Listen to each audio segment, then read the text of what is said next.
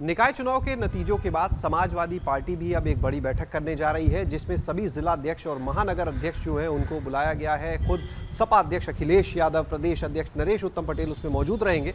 हमारे साथ में इस समय सपा के प्रदेश अध्यक्ष नरेश उत्तम पटेल जी हैं। सर, कब होगी ये बैठक जिसमें सभी जिला अध्यक्ष और महानगर अध्यक्ष रहेंगे? देखिए, समाजवादी पार्टी की जो राज्य में जिले हैं यूपी में, उन सभी जिला महानगरों के अध्यक्षों की बैठक 22 मई को बुलाई गई थी, लेकिन कुछ कारण है। माननीय राष्ट्रीय अध्यक्ष जी के यहाँ शोक हो गया, उनकी बड़ी माता जी का स्वर्गवास हो गया।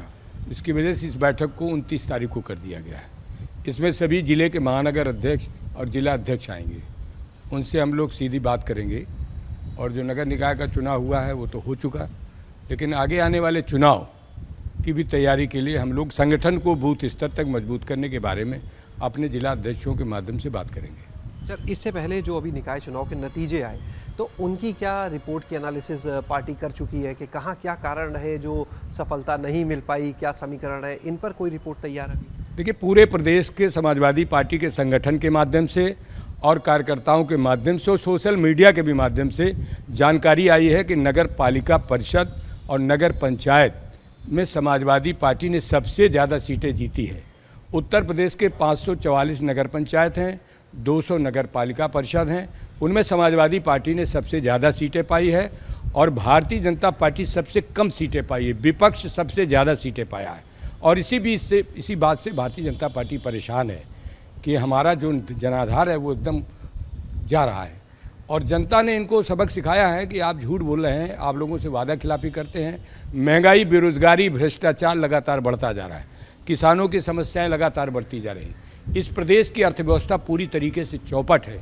इन बातों को लेकर नगरीय निकाय के चुनाव में नगर पंचायत, नगर पालिका परिषद के, चाहे वो सभासद का चुनाव हो, चाहे वो अध्यक्ष का चुनाव हो, इसमें भारतीय जनता पार्टी को सबसे कम सीटें मिली हैं और विपक्ष को सबसे ज़्यादा सीटें मिली हैं। विपक्ष में समाजवादी पार्टी को सबसे ज़्यादा सीटें मिली हैं।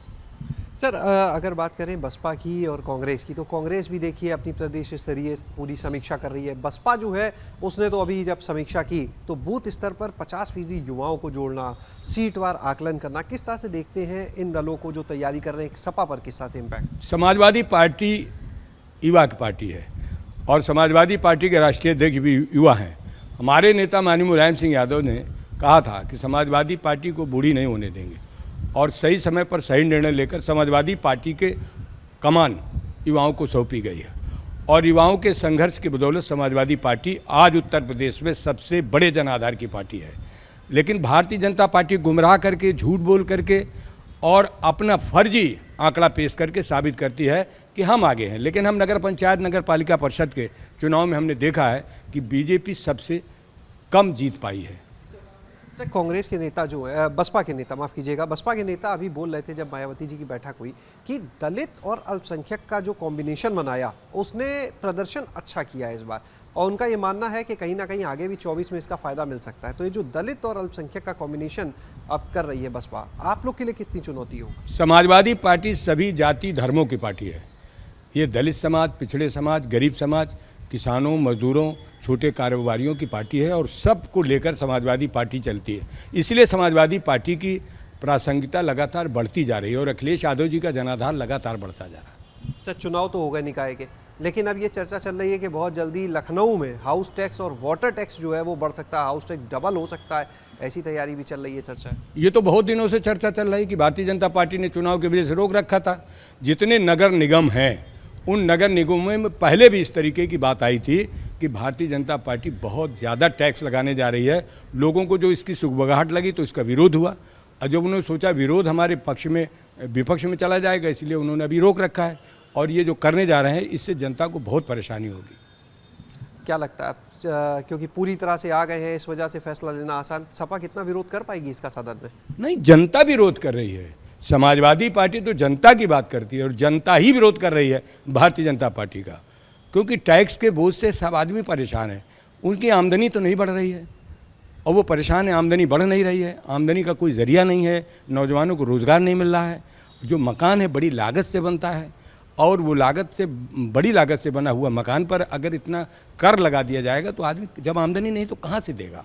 सब पूर्व मंत्री हैं धर्म सिंह सैनी, अभी उन्होंने हाल में एक बयान दिया। उन्होंने कहा कि डिप्टी सीएम केशव प्रसाद मौर्य को मुख्यमंत्री बनाने की वो बात करते हैं, सीएम योगी को केंद्र में जिम्मेदारी देने की बात करते हैं, क्योंकि भाई आपके भी वो साथी रहे हैं। हम समझ नहीं पाए। पूर्व मंत्री धर्म सिंह सैनी, उन्होंने एक बयान दिया एक मंच से। उन्होंने कहा कि डिप्टी सीएम केशव प्रसाद मौर्य को मुख्यमंत्री बनाने के लिए वो दम लगा देंगे, सीएम योगी को अब केंद्र में होना चाहिए। किस तरह से उनके बयान को आप? अब ये उनका अपना व्यक्तिगत बयान है, उसको हम लोग कुछ नहीं कह सकते। चलिए, तो हमारे साथ में मौजूद थे प्रदेश अध्यक्ष सपा के नरेश पटेल। उनसे हमने बात की तमाम मुद्दों पर, लेकिन एक मुद्दा और मदरसों से जुड़ा।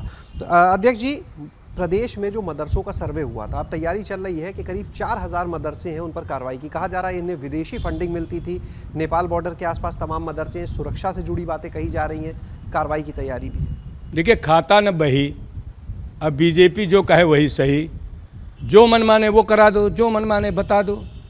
तो ये भारतीय जनता पार्टी का जो तरीका है वो सामाजिक समरसता को बिगाड़ रहा है।